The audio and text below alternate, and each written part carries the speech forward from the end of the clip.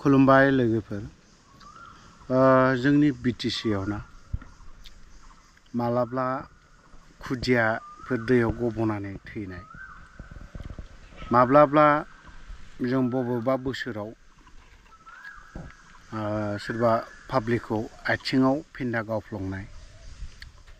माब्लाबा दंफां रोगाग्राखौ बुना हरनाय माब्लाबा बायदि रोखोमनि जों माब्लाबा न'खौ होख्रांहैनाय बेफोरबायदिखौ जों खोनानो मोनबाय थायो बा जों नुबाय थायो आरोखि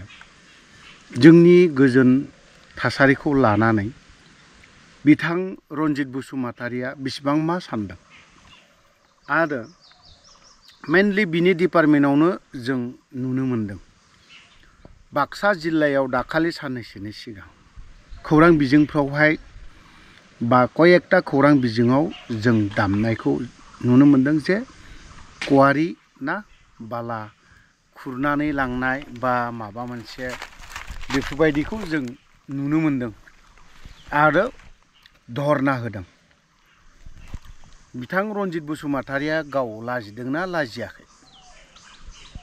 नंगौना नङा गो बेक रनजित बसुमतारि गो बेक प्रमद बर' बेफोरबायदि होनना बुंनायखौ जोङो मैयाबो जों नुनो मोनदों लब' होआलाफानो माखासे भिडिअ'आव लब' दङब्लाबो अनलि भिडिअ'ल' हरदोंब्लाबो कयेकटा खौरां बिजोङा दामाखै लेभेला बारा बिसोरबो जाय हक दिनै धरना होजाबाय गो बेक रनजित बसुमतारि EM फेरेंगा बसुमतारि नङा होमबा बायदि रोखोमनि प्रमद बर' गो बेक नङा होमबा BTR गभर्नमेन्ट बायदि रोखोम XYZ बाथ्रा बुंनायखौ जों खोनानो मोनदों दा मैया सानसेल' जादों मैयानिनो जाथाय जानांगौ मैया बेलासे मोनायावनो जोंनि BTC आव चिरां जिल्लायाव कवारि खुरनायाव क्लास 9 आव फरायनाय गथ' बा बै गथ'आ दुगैहैदों एबा गेलेहैदों दिनैनि दिनाव जों गथ'फ्रा एसे दै थानाय नुयोबा सानस्रिनो रोङि मानसिफ्राबो दिनै सानस्रिनो सोलोंहैनो थाङो बा थांदोंबो बा बेवहाय जुदि कवारियाखौ जुदि बन्द' खालामनायमोनबा खोनानो मोनदों हाखौ बे माइनिं खालामनाय बा अन्थाइ जावनाया बेसेबांबा फुटल'नो दाबायनो मोनो दिनै बावहाय बेसेबांबा 10 निफ्राय 15 फुटसिमहालागै गोथौ जावनाय बेसेबांबा फुट दाबायनाय बेफोरबायदियाव जोंनि गथ'फ्रा थांनानै सानस्रिहैनाय गबनाय सोरनि थाखाय जादों बेफोरो दिनै फरेस्ट डिपार्टमेन्टआ बेफोरबायदिखौ मा हिसाबाव माबा खालामनानै होबाय थादों कवारि मोनग्राफ्राबो जाय मोननाया मोनदों आरो DFOफ्राबो आरो डिपार्टमेन्टनि जाय डिपार्टमेन्ट मोननाय रनजित बसुमतारिमोन बायदिया दिनै मानो बेफोराव मानो खेल लायाखै बा नोजोर होआखै बेसेबां फुट जावनांगौ बेसेबां फुट गोथौ जावनांगौ बेफोरनि बिथिङाव जायनि जाहोनाव आमगुरिफोर बायदियाव मोनसे कवारिया दिनै केस होनानै दिनैसिमबो बे कवारि खालामनो मोनाखै आरो मोननायबो नङा दिनै गुबुन हारिया मोनजागासिनोबो दङ जाबायबो थादों दिनै नैबेहाय मैया बेलासियाव मोनायाव जानानै थांनाय खोनानो मोनबावदों डेड बडिखौ पस्टमर्टम खालामनो थाखाय रायजो राजाफ्रा हराखै आरो बोरै हरगोन गावनि फिसाखौ जिहेतु डेट जाखाबाय बावहाय डिपार्टमेन्टआनो जेबो गुरुत्व गैया जोंनि चिरां डिस्ट्रिक्टआव कवारिया बारा जाबाय जायनि जाहोनाव दिनै दैफ्राबो खम जानो हमदों मोननांगौ बेसेबां समाव बेसेबां फुट दाबायबा जों दै मोजां मोनोमोन दिनै बिनिबो बारा जों टिउबवेल जुदि खुरनांगौ जायोबा गोथौ दाबायनांगौ जायो बेफोरबायदि बिथिङाव रनजित बसुमतारिया थाल दंना गैया नोजोर होदोंना होआखै जाथाय जाब्लासो दिनै बुंजाथाव जादों दिनै नोंथांमोनखौ दिनै बेफोरबायदि जाथाय जाब्लासो जे बुंनांगौ बे नङा फरेस्ट डिपार्टमेन्टआव कवारि खालामनो थाङोब्ला बेसेबां फुट दाबायनो मोनो रनजित बसुमतारिया बेखौ मिन्थिबावा सायावसो EM नामावसो EM डिपार्टमेन्टफोरखौ मानो मोजाङै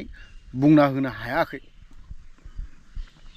माबायदि एफाराब गोथौ गोथौ खुरनो मोनखो बहुद बोसोरनिफ्राय दिनै डायनामिक लिडार होनना बुङो नोंसोरखौ नोंसोरनि आगदा आगसिनि मानसिफ्रा रनजित बसुमतारी बायदि डायनामिक लिडार गैया होननानै फालारफोरखौ लानानै खन्थाइ लिरग्रा बिथां रनजित बसुमतारीया गोबां गोथौयै सिन्ता खालामग्रा हारिनि बिथाङा जौ लोङा बिथाङा फिथाइ फ्रुट्स जानानै आपेल आंगुर ना बायदि रोखोम जानानै मेलेम भरा गोनां जौनि जायगायाव गाइखेर लोंग्रा गाइखेर दाखा जाग्रा बेफोरबायदि लिडारा मानो बेफोरबायदि खोथाखौ मानो साननो हायाखै मानो सानाखै बबे जायगायाव उन्दुनानै दं बबे लैथोआव गोदोनानै दं ना एसे गरम बोथोर मोनफैनायखाय बबेबा लैथोआव आरामाव उन्दुना गोजोमनासो दङ नामा ना नोंथाङा दिनै नोंथांमोननि सरकारा थानाय नंला होननानै बेखौ गोथौयै सानब्रेनानै बेफोरखौ उदिस लानो सम गैया नामा दा ओंखायनो बेफोरनि फारसेबो नोजोर होयोब्ला मोजां रनजित बसुमतारी नोंखौ रायजो राजाया दाबो देरहाहरगोन गाइखेर दाखा मोजाङै जाहोहरगोन फिथाइ सामथाइ नों मिटिं खालामनो थाङोब्ला गयनि जायगायाव आंगुरसो दोनगोन रायजो राजाया दिनै नेगासिनोबो दङ बै समखौ थ' जोंनि थाखाय जों बर'फोरनि थाखाय बेफोरबो मोनफा मोनफा बर'फोरल' नङा बावहाय जोंनि बिटिसिआव जेसेबां ट्राइबफोर दं बिथांमोननि थाखाय खहा जानो थांगासिनो दङ ओंखायनो कवारि होनायनि सिगां बेसेबां फुट जावनो मोनो बै हिसाबाव कवारिफोरखौ होयोब्लाबो बेसेबां फुट गोथौ दाबायनो मोनो बेफोरखौ नायनानै दाबाय होयोब्ला मोजां जोंनावहाय बेसेबांबा गोथौ गोथौ दाबायनाय दं जायनि जाहोनाव मैया बेलासियाव मोनायाव बेफोरबायदि जोंनि अन्थाव बाथाव सासे जों बर' लाइमोन बा जोंनि बर' गथ'सा सासे थैयोब्ला जोंहा 10 जन खहा जानायफोरबायदि जानो थांगासिनो दङ जों बर' जाथिनि बर' सुबुंफ्रा हौवासा सुबुङा खमथि जानो थांगासिनो दङ बेफोरखौ नायनानै एसे नोजोर हो